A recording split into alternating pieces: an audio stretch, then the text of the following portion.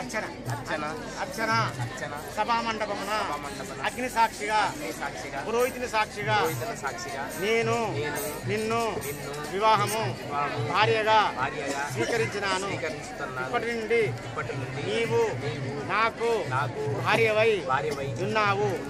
నా తల్లిదండ్రుల యందు ప్రేమ కలిగి, నా అన్నదమ్ముల యందు నా అక్కజనుల యందు ప్రేమ కలిగి అన్యోన్యంగా సుఖజీవనంగా గృహస్థ ధర్మమును చక్కగా పరిపాలింతుము.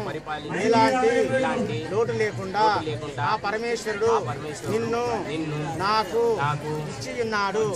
నేను నిన్ను మనస్ఫూర్తిగా భార్యగా స్వీకరించినాను.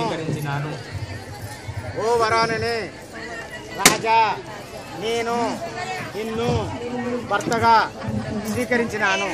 ఇప్పటి నుండి నేను నీకు భార్యనై ఉన్నాను.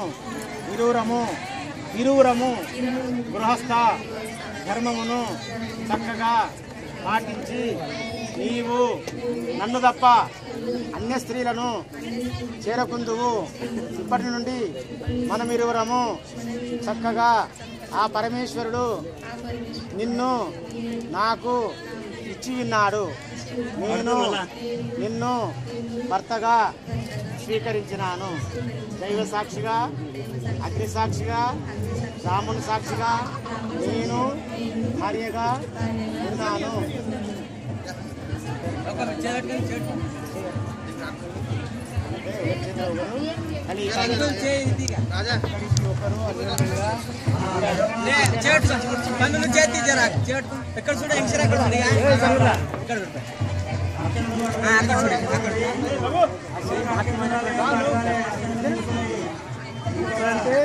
సంపూర్ణమైనటువంటి ఒక మనసు గృహస్థ ధర్మం అంటారు.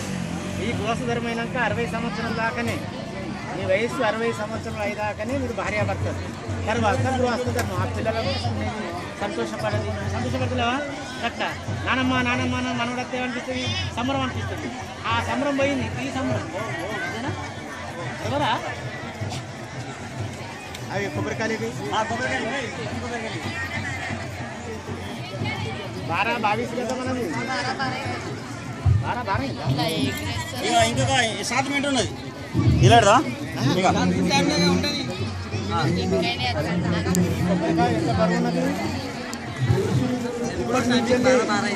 భార్య వచ్చినాక బరువు ఎక్కువ పెరుగుతుంది, సంపాదన ఎక్కువ కావాలి, తినుడు ఎక్కువ తినాలి అనేది ఇంత బరువుగా ఉంటుంది.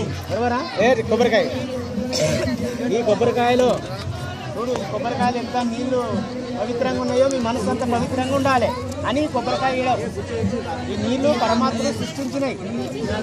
ఇవన్నీ బరువు లేవా అంటే ఇదివరకు దాకా లేకుండా బరువు, ఇప్పటి నుంచే అన్ని బరువే. అవన్నిటికీ ఓర్చుకోవాలి.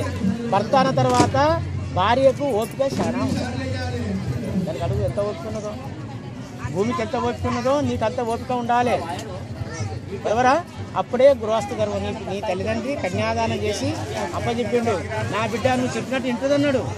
నీ మూడు నేను భారీగా స్వీకరించినా మీరేం బాధపడకుండా అన్నాడు. అన్నాడా? ఆర్లేవి ఆర్లా పుష్ప కూర్చాయి ఆర్లు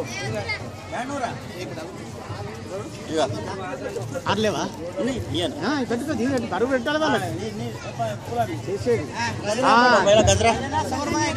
గజలు కట్టుండి గజలు కడి అది కడుతుంది.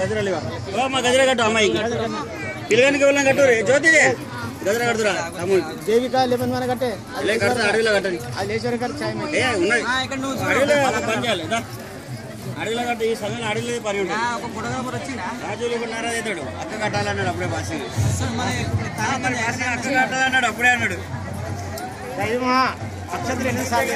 8 దైవమా అక్షంతలు 8 సార్లు వేయాలి.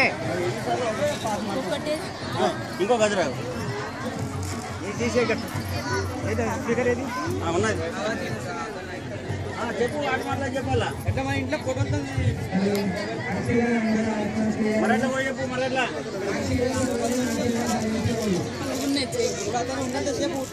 లేవు నువ్వు అక్కడ లేవుడుగా